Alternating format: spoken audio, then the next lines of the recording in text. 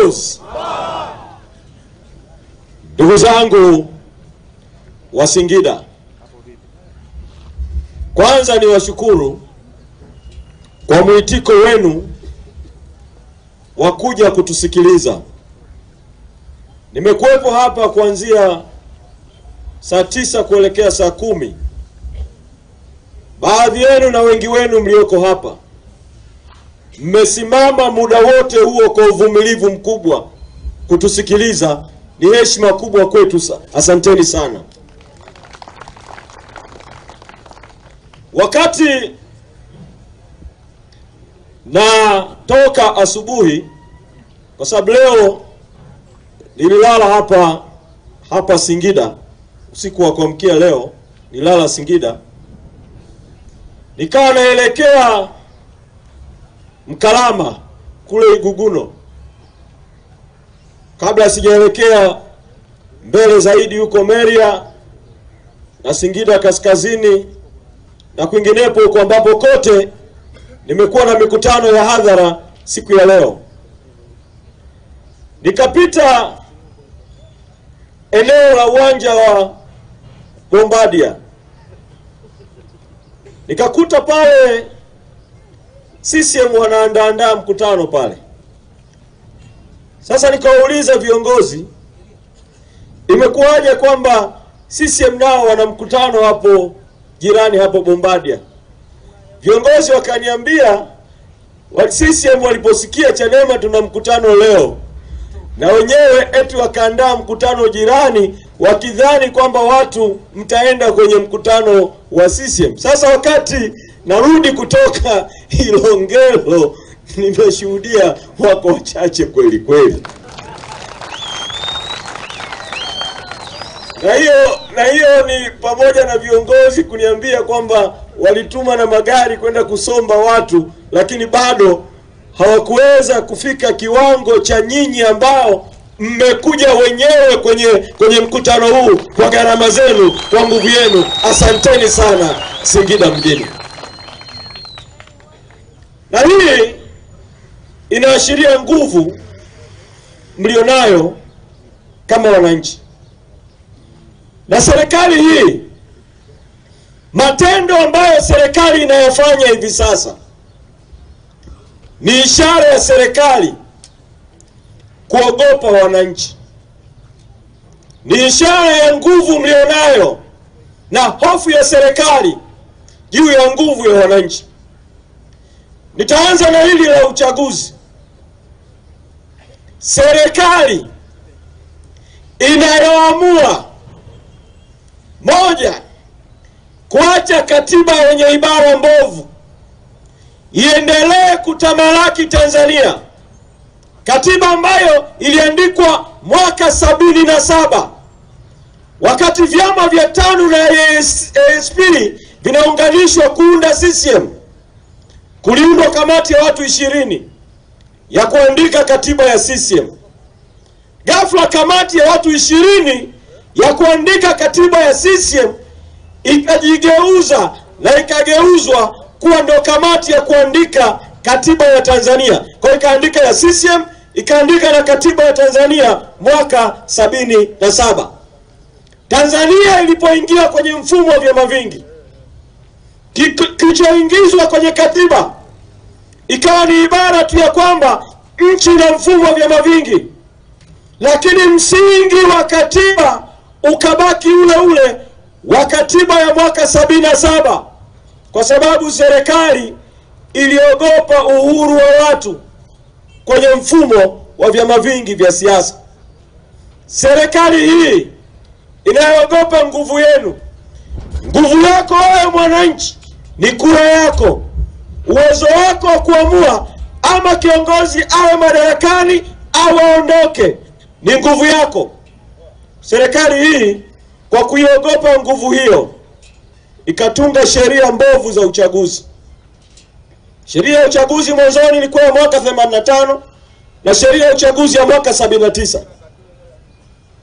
Mwaka 2024 serikali ikasema sasa inaandika sheria mpya. Inaandika sheria mpya ya uchaguzi ya udiwani, ubunge na urais, na inaandika sheria mpya inayoitwa ya Tume Huru ya Uchaguzi. Lakini badala ya kuandika sheria mpya ya kutoa mamlaka kwa wananchi kuweza kuchagua kiongozi unayemtaka, serikali hiyo hiyo kwa kuogopa tena wananchi, ilichokifanya mwaka 2024 ni kuchukua sheria ya mwaka 79 ya uchaguzi wa serikali za mitaa ya udiwani na sheria ya mwaka 85 ya uchaguzi wa ubunge na urais. Sheria zile zilikuwa kwenye lugha ya Kiingereza, wakazigeuza ikawa kwenye lugha ya Kiswahili, alafu wakaziunganisha kuwa sheria moja, alafu eti wakaita wametunga sheria mpya ya uchaguzi. Lakini masharti ni yale yale ya hofu iliyokuwepo toka wakati wa mfumo wa chama kimoja. Hofu ya wewe mwananchi kupata mamlaka ya kumweka kiongozi madarakani na kumuondoa kiongozi madarakani. Na nilivyosema, serikali hii inaogopa nyinyi wananchi. Sisemi kwa kuwasingizia. Sisi tulibahatika kuitwa na Rais Ikulu Chamwino mwezi Mei mwaka 2022. Tukafika tukakaa mezani. Rais yuko hapa, sisi viongozi wa Chadema tuko hapa. Tunazungumza naye. Tukamweleza Rais Samia matendo yaliyofanywa na Magufuli kwa sababu ya hofu juu ya wananchi, matendo ya hujuma kwenye uchaguzi wa serikali za mitaa 2019, matendo ya hujuma kwenye uchaguzi wa mwaka 2020. Rais akajibu akasema kweli Magufuli alikosea. Tukamweleza nini kifanyike. Tukamwambia suluhisho ni kurudisha mamlaka kwa wananchi kwa kufanya mambo mawili makubwa. Tulikuwa na hoja 11, lakini kati ya hizo 11 mambo mawili tukamwambia rais haya yapewe kipaumbele. Moja, tukamwambia rais kuna mchakato ulifanyika wa kuandika katiba mpya ya nchi. Wananchi wakapewa mamlaka ya kutoa maoni yaliyokusanywa na tume ya Jaji Warioba. Maoni ya wananchi yalikuwa mengi kweli. Walipofika Singida hapa, tume ya Warioba ilipofika hapa, wananchi mliulizwa maoni.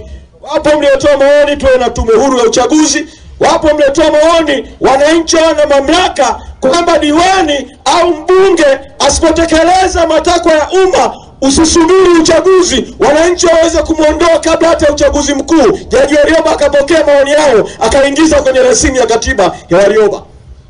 Tukamwambia rais turudishe mamlaka kwa wananchi, tuendeleze mchakato wa katiba mpya. Tukamweleza mchakato uendelezwe namna gani na ukamilike kabla ya mwaka 2024.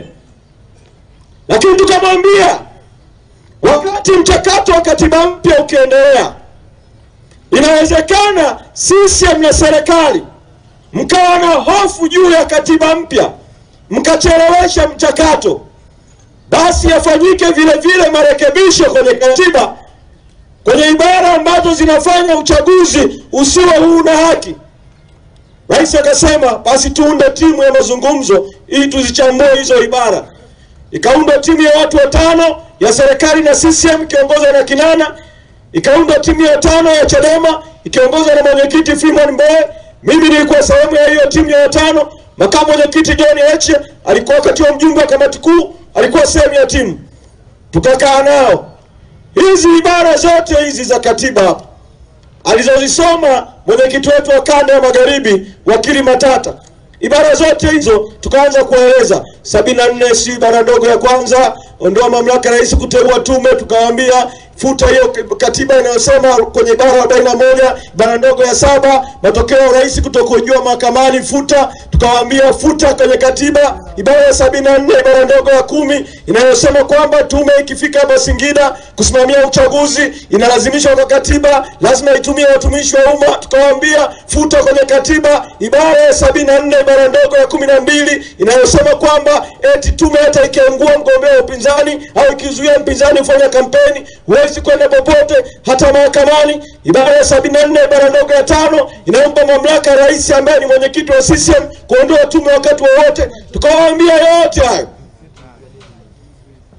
tukabishana nao.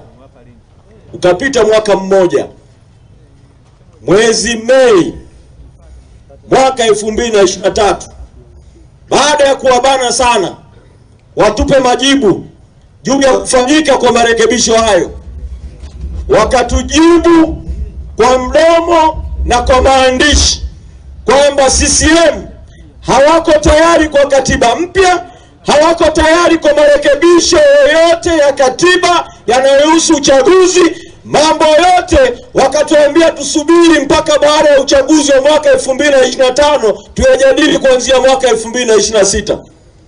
Tulipobana sana tukagundua kumbe kitu kikubwa ni hofu walionayo kwamba marekebisho hayo yakifanyika Rais Samia na CCM wataondolewa madarakani kwa nguvu ya sanduku ya kura kwa wananchi. Sasa sisi tukajiondoa kwenye mazungumzo ya maridhiano. Tukasema turudi kwenu nyinyi wananchi, kwa sababu nyinyi ndio wenye nchi.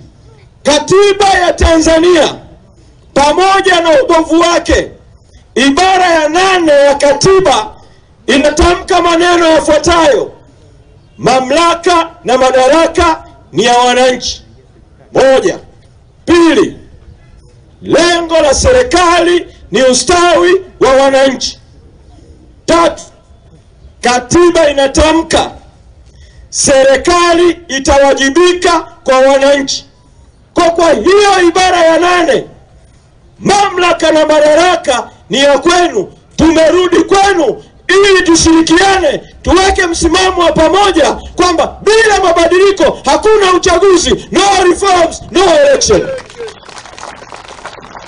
Sasa kwa sababu nyinyi ndio wenye nchi, sisi Chadema tuliweka msimamo tu huu kwa niaba ya wananchi, lakini huu msimamo umetokana na nyinyi kuibiwa kura, kupiga kura, lakini mamlaka yenu kutokutimia. Leo mkutano huu wa Singida, ni vyema watawala wakaisikia na nyinyi sauti yenu. Wale mnaoamini kwamba bila mabadiliko hakuna uchaguzi, naomba vidole viwili juu, vidole viwili juu. Sasa wanaisikia sauti kwa ishara, lakini waisikie kwa sauti kwa maneno vile vile. Nikisema no reforms, mnasema no election. No reform! No reform! No reform! No reforms! Singida no reforms! No reforms! Bila mabadiliko! Bila mabadiliko! Bila mabadiliko! Bila mabadiliko! Sasa ndugu zangu, bahati nzuri hili sauti yenu imesikika. Na sauti ya watu ni sauti ya Mungu. Sasa hii sauti hii lazima tuongeze nguvu kwenye kuipaza. Na namna ya kuipaza sauti sio sisi viongozi tukuzungumza jukwani. Ni pamoja na nyinyi viongozi kuzungumza kwa namna mbalimbali. Mimi faraja ninayoipata kwa kweli ni kwamba sasa hii kauli mbiu na huu msimamo wa no reform no election ni msimamo ambao hata kwenye mitandao ya kijamii sasa umetamalaki kweli kweli. Hongereni sana wananchi. Na kwa kweli niwapongeze wote. Nimpongeze Mange Kimambi, nikupongeze wewe wa Singida hapa ambaye walikuwa watawala wakiandika tu. Yani Rais Samia akiandika tu au chao wake wakiandika tu, na wewe unawapandia pale juu ama Instagram au Facebook au Twitter au popote pale X au kwingine, na wewe unasema no reforms no election, na wewe unapaza sauti. Endeleza msimamo huo.